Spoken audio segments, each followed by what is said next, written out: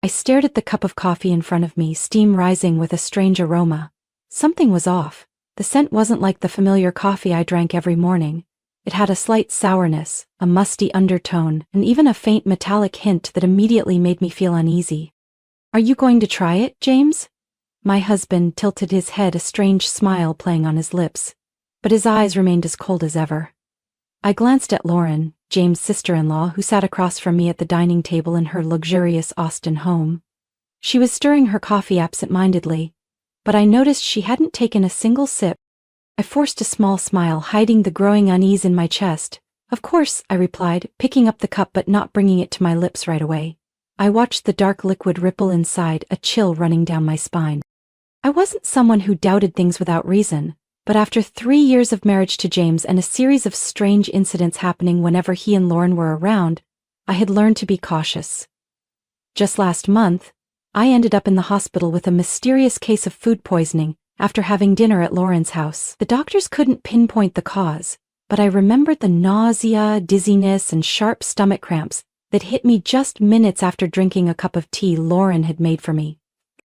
I also recalled last year's Christmas party, when Lauren had accidentally spilled a cocktail on my dress in front of everyone, forcing me to leave early. And what about the times my food tasted slightly off during family meals? The unexplained headaches, the lingering fatigue. At first, I thought it was all coincidence, but over time, a clear pattern emerged. Every time Lauren had something to do with my food or drink, I ended up feeling sick in some way. And now, this cup of coffee. Lauren took a sip from her cup, but something seemed off. She didn't actually drink it, just mimicked the motion as if trying to reassure me. James, however, was still watching me intently, waiting for me to drink. My heart pounded in my chest, but I maintained my composure. I lifted the coffee cup, bringing it close to my lips, inhaling lightly before pretending to take a sip. In that split second, I stole a quick glance at James and Lauren. They exchanged a look. Nothing obvious, but something in their silent communication sent a shiver down my spine. A thought flashed through my mind. If I drank this coffee, I might end up spending another afternoon in the emergency room, just like last time. But if I didn't, they would suspect something. I needed to know the truth.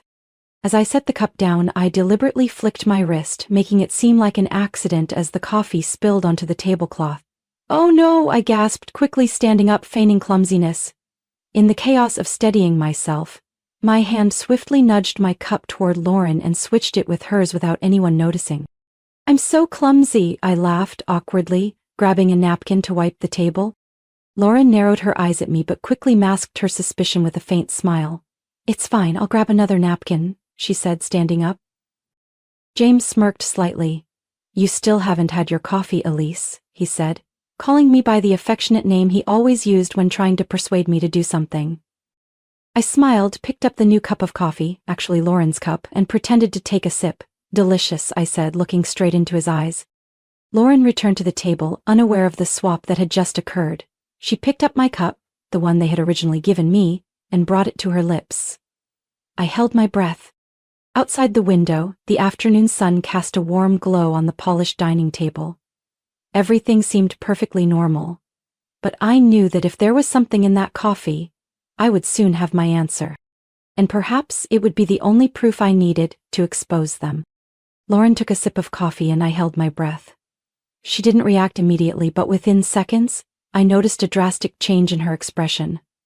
Her face paled, her lips pressing together as if trying to suppress an unexpected wave of nausea. I set my cup down, my eyes locked on her.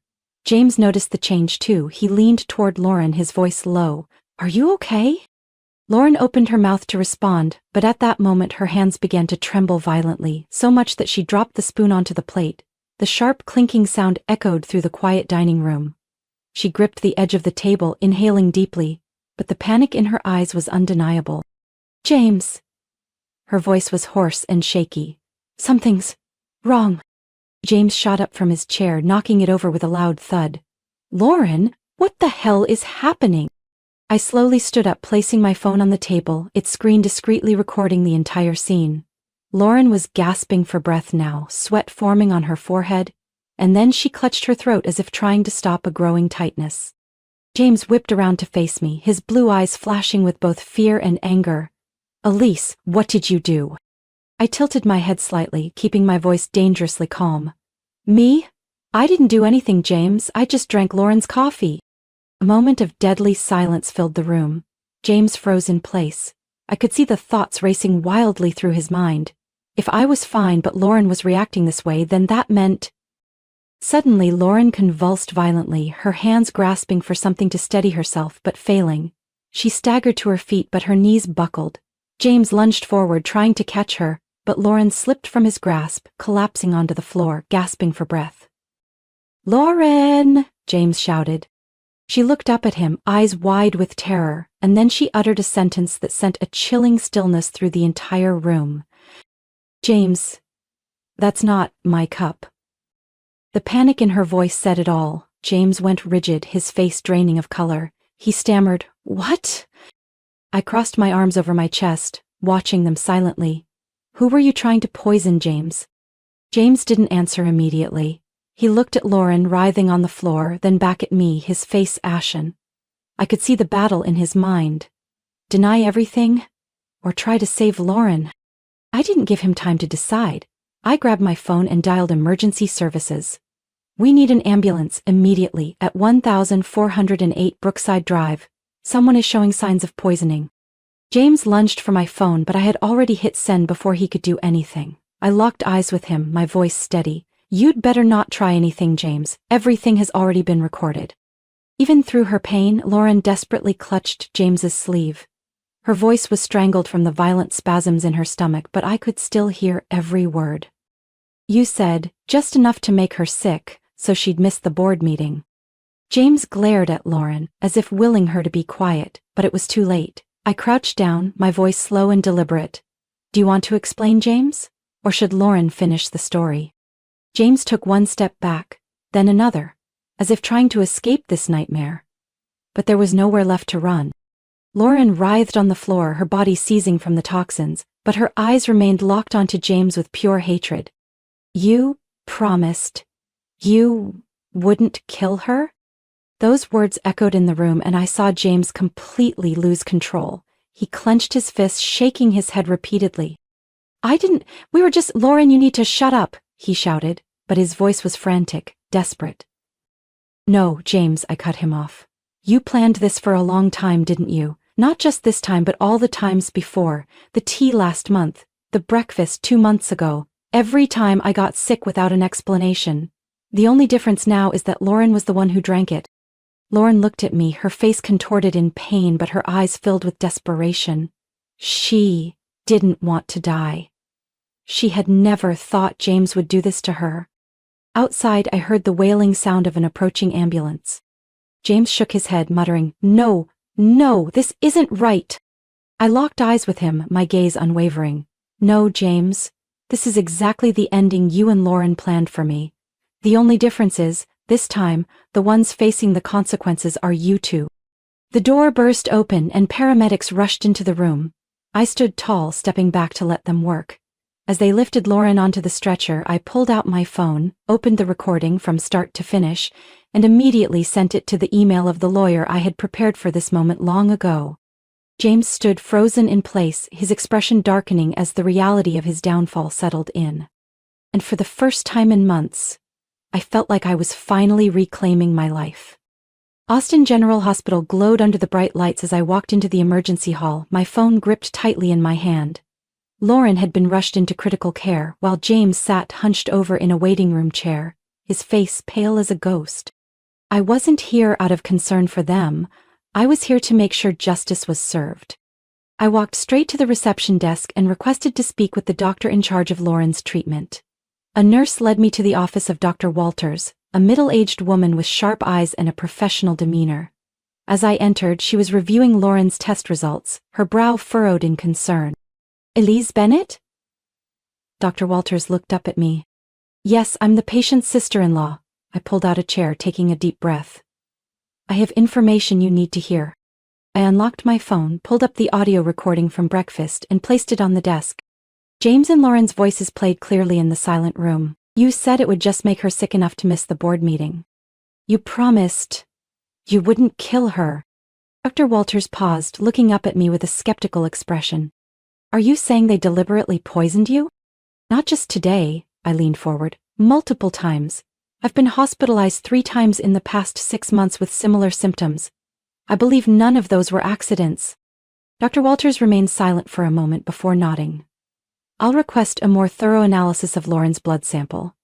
If what you're saying is true, we're dealing with an intentional poisoning case.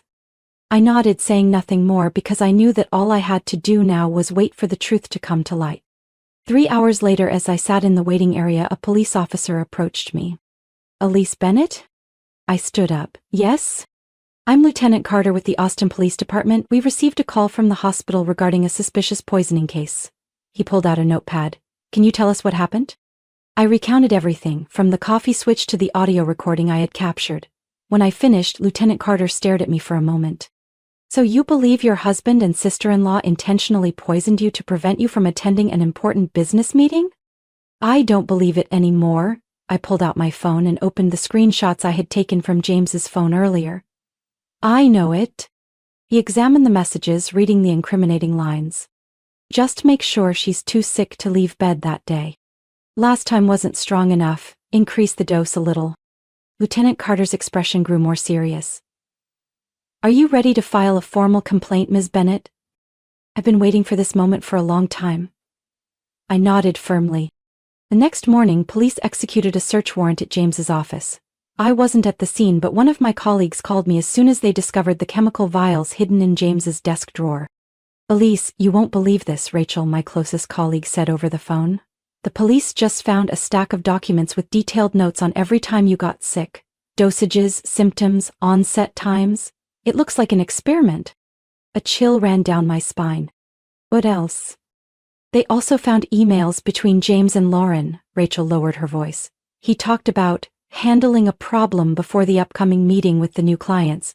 Elise, they've been planning this for a long time. I closed my eyes, taking a deep breath. Finally, the truth was out. 1 month later, James and Lauren's trial officially began. I sat in the witness stand, listening as the prosecutor laid out each piece of evidence. The recording I had captured played in the silent courtroom, their voices undeniable. Medical experts were called in to analyze my test results along with Lauren's. Dr. Walters stood before the jury, explaining that Lauren's blood contained a toxic compound not commonly found in everyday food. At higher doses, she said, her gaze sweeping over James and Lauren, it could cause heart failure or permanent neurological damage. I glanced at James. He was no longer the man I once loved. He was just a liar, fully exposed. When the jury declared James and Lauren guilty of conspiracy to commit murder, I didn't feel satisfaction. I only felt relief. The judge handed down the harshest sentence possible. 2 people who had once been part of my life would now have to pay for what they had done. As I stepped out of the courthouse, I paused for a moment, looking up at the clear blue Austin sky.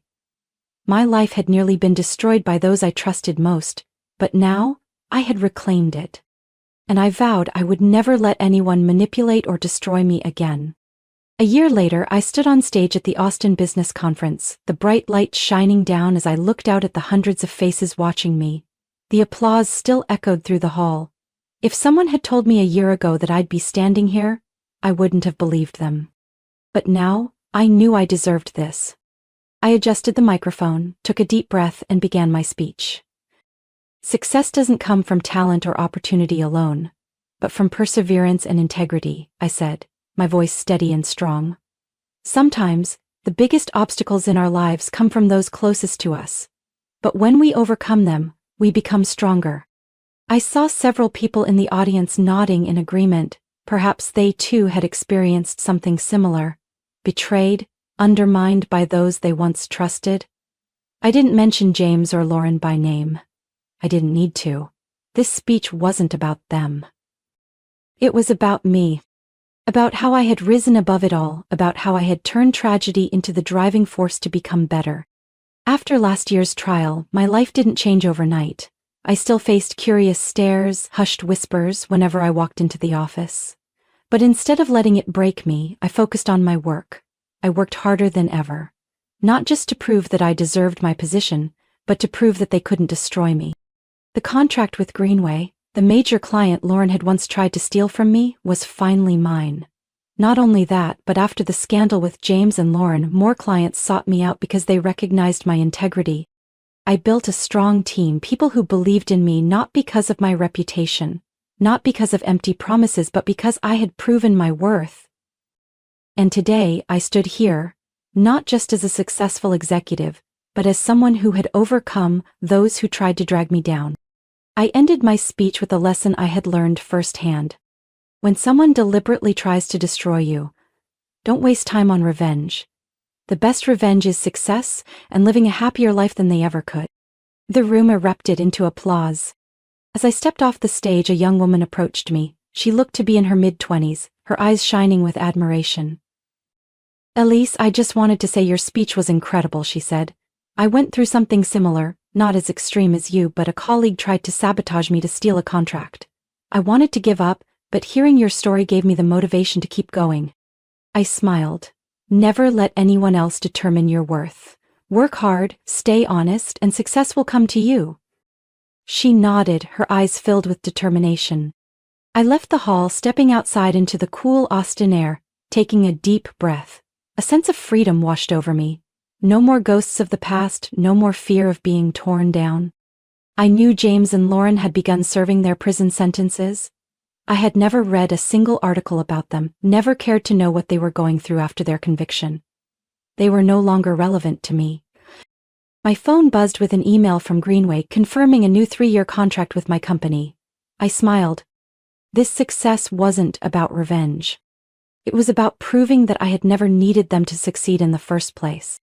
Elise's story is a powerful reminder that sometimes the biggest obstacles in our lives come from those closest to us. Betrayal, as painful as it is, does not define us. How we rise after it does. Elise didn't choose revenge in the traditional sense, she chose success. And that is the greatest lesson of all. Instead of drowning in resentment, focus on yourself, your career, and what truly matters. Because in the end, the best victory isn't taking someone down, it's living a better life than they ever could.